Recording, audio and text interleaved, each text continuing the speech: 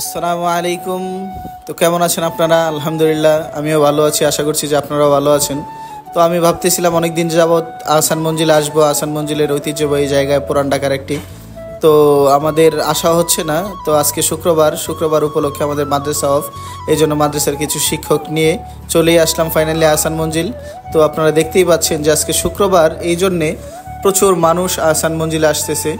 তো আমার ক্যামেরাম্যান খুব কষ্ট হয়ে যাইতেছে, মানুষের ফাঁকে ফাঁকে সে শ্যুট নিতেছে। তো আমরা যাই, সামনে আগাই, দেখি কি আছে। তো আপনারা আহসান মঞ্জিলের পুরো ভিউটা দেখার জন্য আপনারা আমাদের সাথেই থাকুন শেষ পর্যন্ত।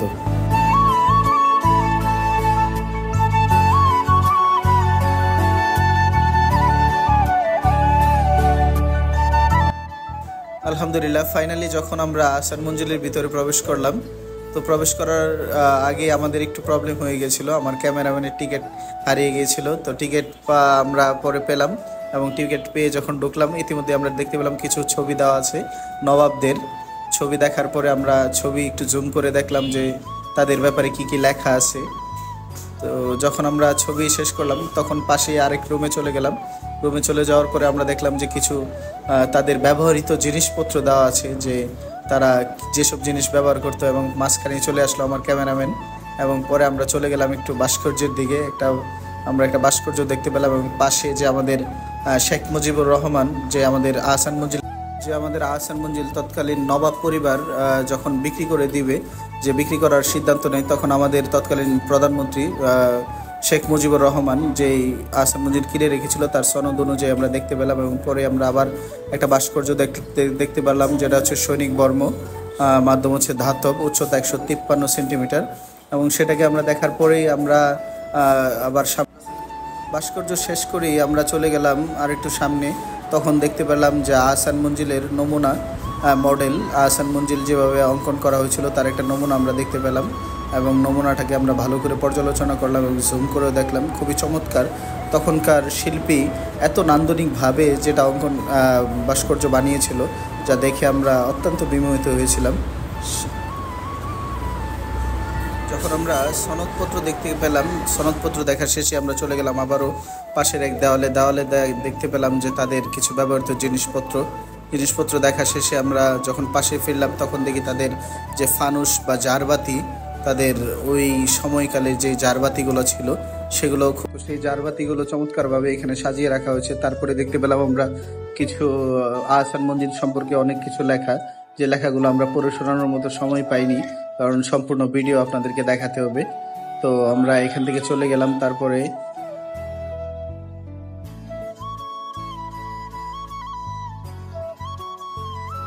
সামনে গুটি গুটি পায়ে আমরা যখন হাঁটতেছিলাম আর দেখতেছিলাম যে তখনকার নবাবদের কত শান শৌকত ছিল, তারা কত চমৎকারভাবে তাদের প্রদর্শনী করতে পারলো। এবং তারা যখন খাবার টেবিল তারা দেখেন কত চমৎকারভাবে সাজিয়ে রাখা হয়েছে, এবং তাদের কত নান্দনিক এবং সৌন্দর্য মণ্ডিত পরিবেশ তাদের ছিল, যে সব নবাব পরিবার একসাথে তারা খাবার খেত। এবং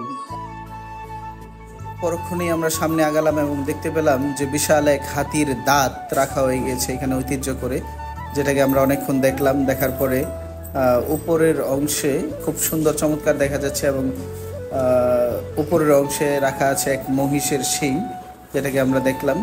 আপনারাও দেখতে থাকুন।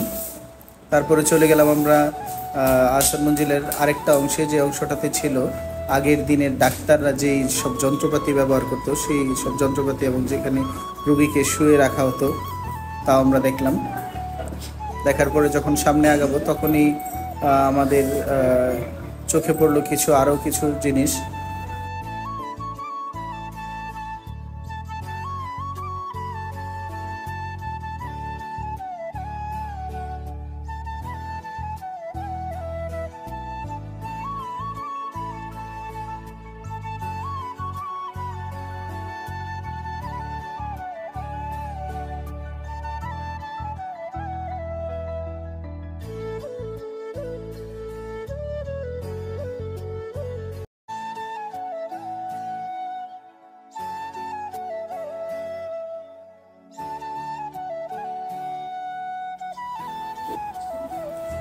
সব কিছু দেখা শেষে যখন আমরা দেওয়ালের দিকে তাকালাম, তখনই দেখতে পেলাম যে নবাব পরিবারের সব একসাথে সুন্দর এক চমৎকার ছবি।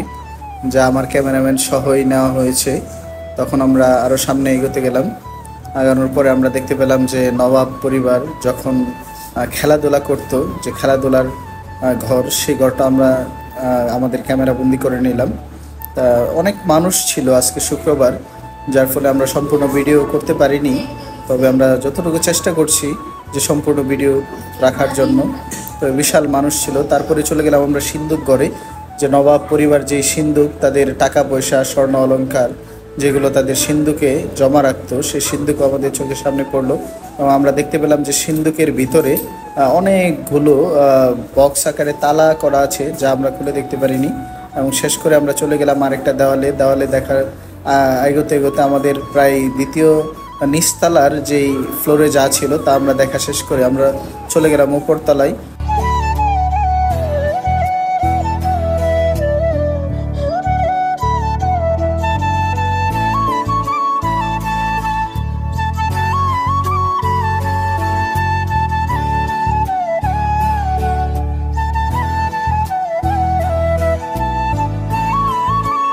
এবং দেখা যাচ্ছে যে দেওয়ালে কিছু চমৎকার হাতে অঙ্কন করা, তুলির মাধ্যমে অঙ্কন করা কিছু ছবি, যা আমরা পুরো ক্যামেরা বন্দি করে নিলাম।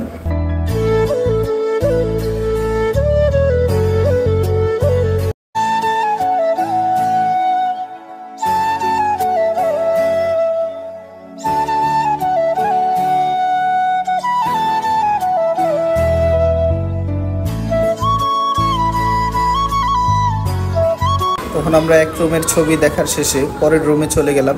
পরের রুমে গিয়ে দেখলাম আরও কিছু ছবি এবং তাদের ব্যবহারকৃত কিছু অস্ত্র, যেই তারা তখন যে যুদ্ধে যেই অস্ত্রগুলো ব্যবহার করতো, সেই অস্ত্রগুলো আমাদের চোখে পড়লো। এবং পরে আমরা কিছু বিখ্যাত ব্যক্তিদের ছবি দেখলাম।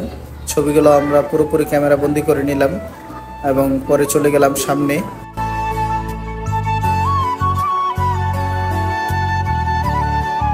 আমরা মোটামুটি আহসান মঞ্জিলের শেষ পর্যায়ে এসে পড়েছি এবং দেখতে পেলাম একটা চমৎকার সিঁড়ি দেওয়া আছে, যে সিঁড়িটা আসলে ব্যবহারযোগ্য নয়, এখন কেউ এটা ব্যবহার করতে পারে না। আমরা যখন আবার ভিতরে ঢুকলাম, ভিতরে প্রবেশ করে দেখতে পেলাম যে এক চাচা বসে আছে এবং এখানে ছবি তোলা নিষেধ, তারপরও আমরা একটু ভিডিও করে নিয়ে নিলাম। যখনই হেঁটে হেঁটে সামনে আগাবো তখনই আমাদের চোখে পড়লো চমৎকার খুব নান্দনিক এক সিঁড়ি, যে সিঁড়িটা এখন আসলে ব্যবহার করার অনুপযোগী হয়ে পড়েছে। এবং আমাদের চোখে পড়লো কিছু ভাস্কর্য, যে ভাস্কর্যগুলো তখনকার আমলে আঁকা হয়েছিল।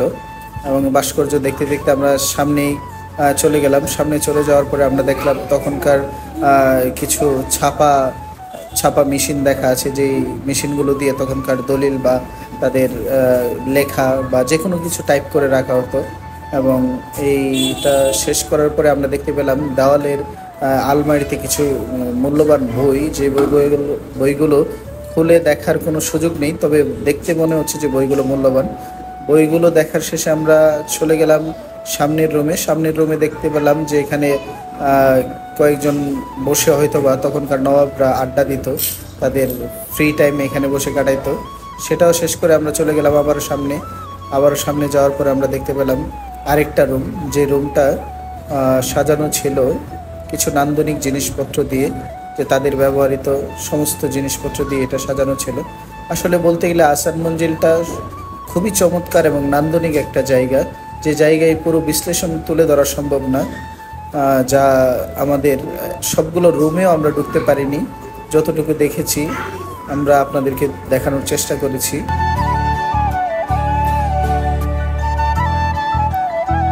আমরা প্রায় শেষ পর্যায়ে এসে পড়েছি। এখন আমরা দেখতে পাচ্ছি যে হাতে অঙ্কন করা কিছু ছবি এবং আহসান মঞ্জিলে কে কত টাকা কীভাবে দান করেছে বা দিয়েছে সে ব্যাপারে একটা ফুটেজ দেখা যাচ্ছে, যা আমরা পুরোপুরি দেখানোর সময় পাইনি, যেটা এখানে বাংলাতে লেখা আছে এবং এই পাশটাতে ইংরেজিতে দেওয়া আছে। আপনারা যখন আসবেন তখন অবশ্যই এগুলো দেখবেন। আসলে ভ্রমণ জিনিস করলে মানুষের আপনার জ্ঞান বৃদ্ধি পায়। তারপরে নিচের অংশে আমরা দেখতে পেলাম যে কিছু লাইট রেখে দেওয়া হয়েছে, তখনকার ব্যবহৃত কিছু আলোকচিত্র হয়তোবা। যেমন এইখানে দেখতে পেলাম আমরা একটা সজ্জার রুম, যেখানে হয়তোবা তারা বিশ্রামাগার করতে এবং বসে চা বা তাদের কার্যক্রম বা পরামর্শ যেগুলোই তারা এখানে বসে হয়তো বা করতো। তো যখন আমরা সামনে আগাবো তখনই আমরা দেখতে পেলাম যে আমরা প্রায় শেষ পর্যায়ে চলে এসেছি।